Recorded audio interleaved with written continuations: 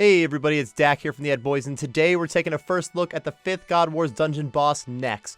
Nex is the Zaros General added to OSRS on January 5th, 2022, and with the add of Nex, we got some new best-in-slot items with Torva and Zarite gear. I do go over an in-depth look at these items in the previous video. Nex is coming, so I don't plan on repeating that information. If you are just wondering what Nex's drops do, then you should be checking out that video instead. In this video, rather, we're going to be going over how to prepare for Nex and what the Nex fight looks like currently with all of those packed worlds, and then my first thoughts from Nex and some clips from the early Nex kills. The goal of this video is not to be a Nex guide necessarily, that's going to teach all the ins and outs of Nex, of course, just an early overview of how to kill the boss. Over the upcoming weeks, we will be learning more strategies, more new metas for the fight, and there's always the potential for things to be changed directly from Jagex if they happen to be unbalanced, so in the long run I will be making an actual Nex guide. If you're here only for those clickbait drop clips in the thumbnail, they should be timestamped for the end of the video, so you could just skip to there, but spoiler alert for anybody that's still waiting on the next episode of PVM God. First of all, for access to Nex, you're going to need the Frozen Key. The Frozen Key is made up of 4 pieces, one from each original God Wars dungeon boss, Bandos, Zamorak, Saradomin, and Armadyl. The generals each are guaranteed to drop a key piece, while their bodyguards have a 1 in 20 chance to drop it. This is only for the actual bosses and bodyguards in the boss rooms. So for a Bandos key, you have to either kill General Greardor or one of the 3 bodyguards that's in General Greardor's room. You can't get key pieces from regular monsters outside of the boss rooms.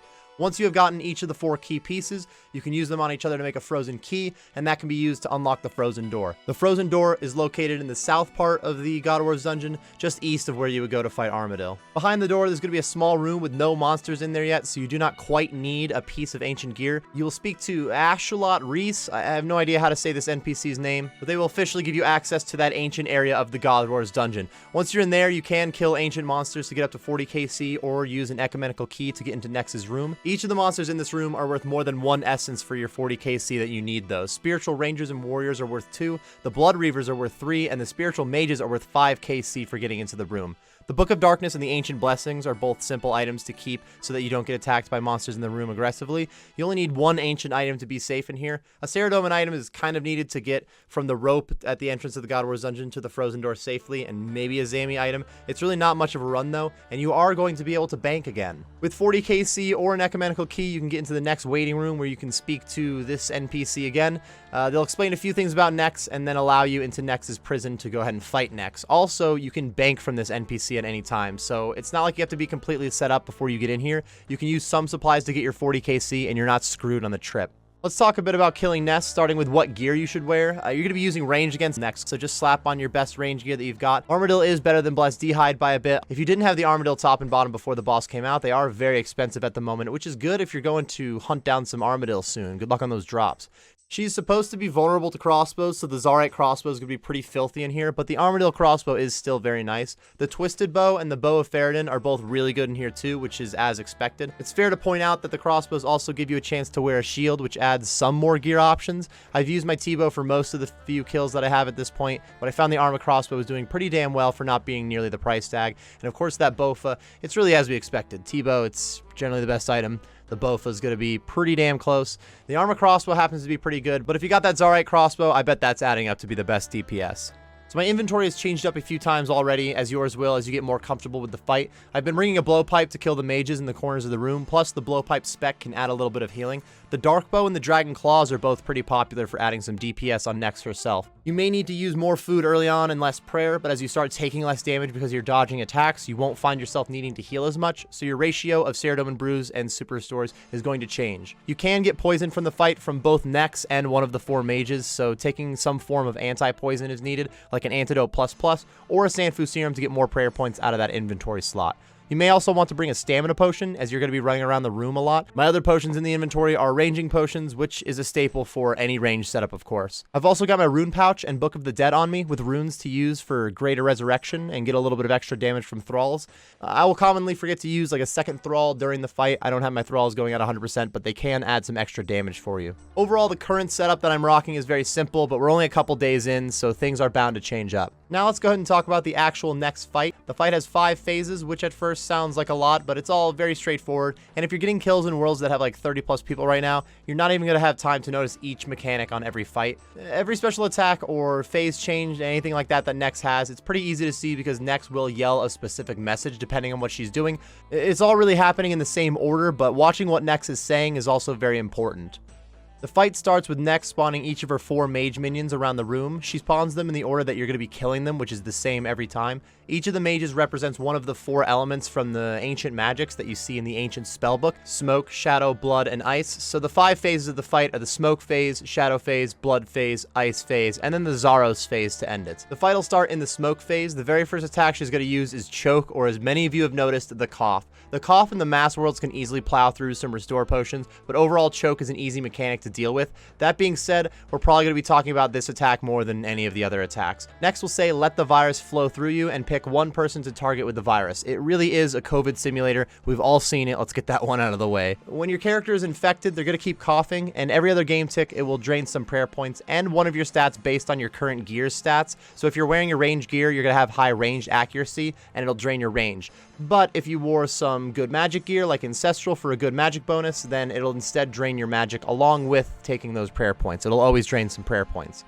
If you stand close to another player and you're infected with the cough, you will give it to them, and they'll just be continuing to give it to you back and forth, so standing next to somebody, you'll never get rid of the cough. With a lot of people in one world, if some people aren't paying attention, it's very easy to spread the cough out through the entire fight. To get rid of the cough, all you have to do is stand away from somebody else for like 5-6 ticks. It's really not that long. Might be more like 5-6 seconds rather, but still, getting rid of the cough isn't that hard. Just don't stand near somebody else. So Nex apparently targets the person in the room with the least magic defense for the original cough. The strategy at the moment is to get one person to wear something like Justiciar with negative mage defense so that they always get the cough and they can just hide in the corner until the cough is gone.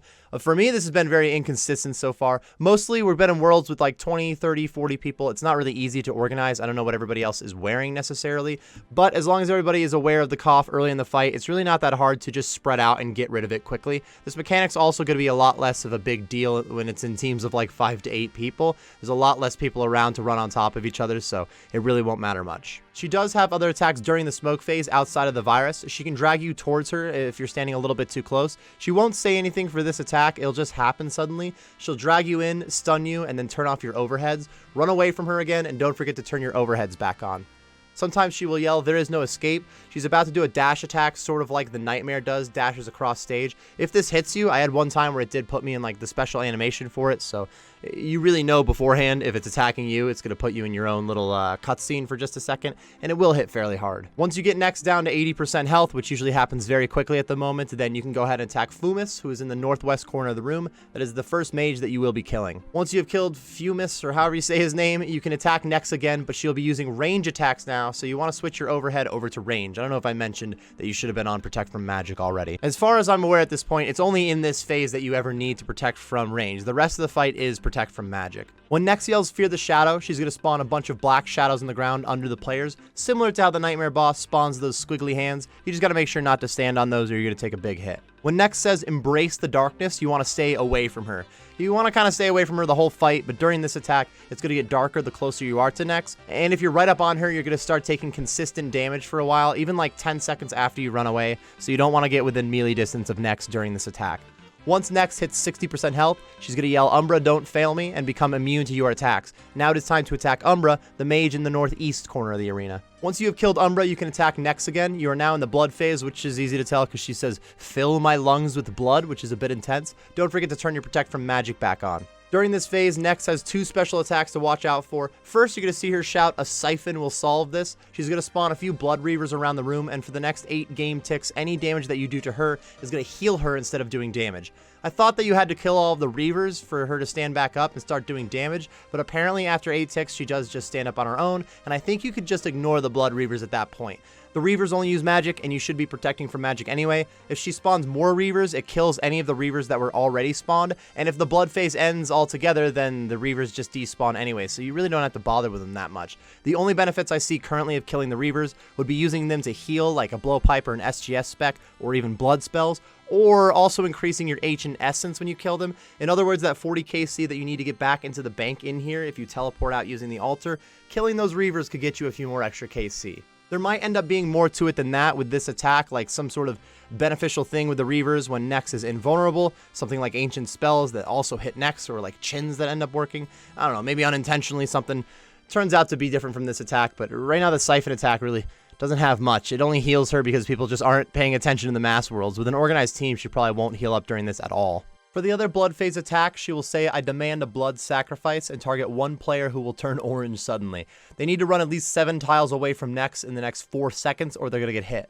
The attack does 10% of your hit points apparently, which is not that much, but also heals her for 10 times the amount that it hit you, which is definitely going to slow down the kill. Plus, your remaining prayer points will be cut in half. There is a lot of prayer point drainage going on in this fight, so shout out to the Spectral Spirit Shield, which cuts prayer drain in half. Not like your regular prayer drain from using your prayers, but any attacks that cut your prayer down, it'll cut that drain in half. When Nex hits 40% health remaining, she's going to call for help again, and saying, Cruor, don't fail me, and that's when it's time to go KO Cruor in the southeast corner of the room. When you kill that mage, Nex is going to be vulnerable again, and it's time to attack. She has 2 more special attacks that she can use, opening by yelling, contain this. When Nex says that, she'll make a little ice prison around her. If you're stuck in this, it is going to turn off your protection prayers and hit you pretty hard. Nex will also shout, die in a prison of ice, and she will target one player for that prison of ice. Being stuck in the ice prison will hit you pretty hard. Someone with a crush weapon can get you free, or if you brought your own crush weapon, you could get yourself free. With a team of 5 or so people, you're probably going to have 1, maybe 2 of them just dedicated to free folks from the ice prison.